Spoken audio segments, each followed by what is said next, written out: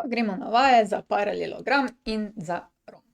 Ne bomo vseh, nekaj jih imate tu napisanih, če želite, drugače pa kar poglejmo si mogoče. Kaj pa vem. Prvo A.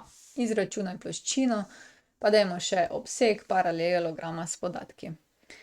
Imamo paralelogram in imamo A je 4 centimetre, B je 6 centimetrov in kot alfa je 30 stopinj. Treba izračunati ploščino pa obseg. Paralelogram smo rekli je pravokotnik, ki ga je malo zaneslo na stran. Nekdo se je naslonil in tole se je zgodilo, a ne. Kot alfa je tule. Stranici sta po 2 in 2 paroma enaki in vzporedni. In poglejmo zdaj ploščino. Zdaj, pri ploščini lahko pogledate po formulah, a ne. In ena izmed formul je A krat B krat sinus kota alfa. Vstavimo v tole, se pravi 4 krat 6 krat sinus 30 stopinj.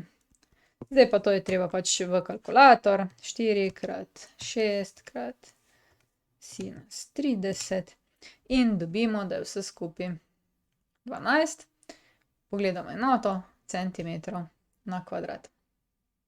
To je bila zdaj ploščina. Zdaj pa še obseg.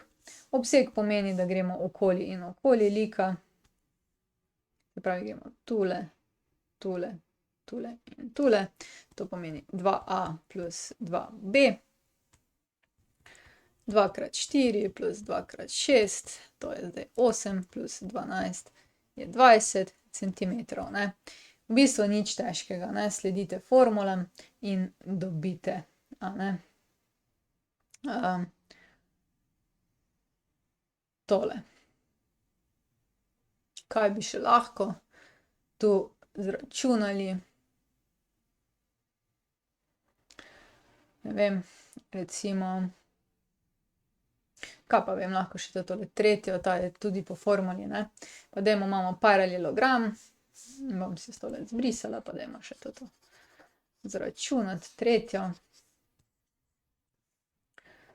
Imamo paralelogram.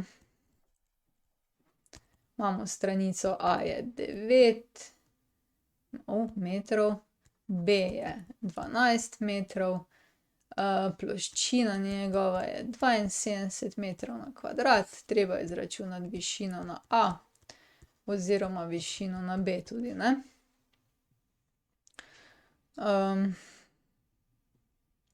Zdaj potrebujemo kaj, eno mogoče skico najprej. Tole je skica. A, B, C, D, tole sta A, A, B, B. Višina na A je tule dol. In tole računamo zdaj najprej, potem pa še višino na B.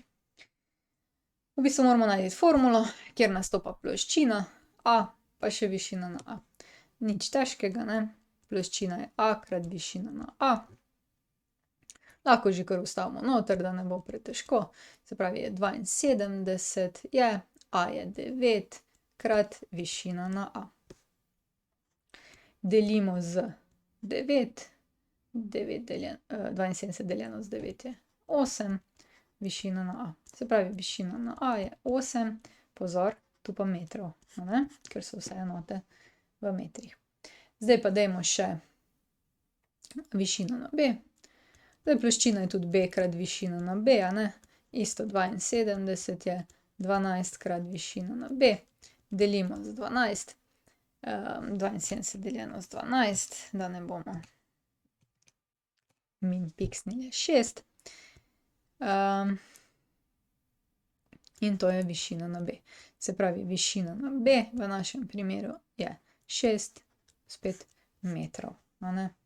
Tukaj bi lahko dobili kot alfa, karkoli pač. V glavnem, pri geometriji v bistvu, kadar poznate formule, pa se zanašate na formule, pogledate, katera formula je tista, ki vam ustreza, in ko si jih napišete, je vse v redu, ne.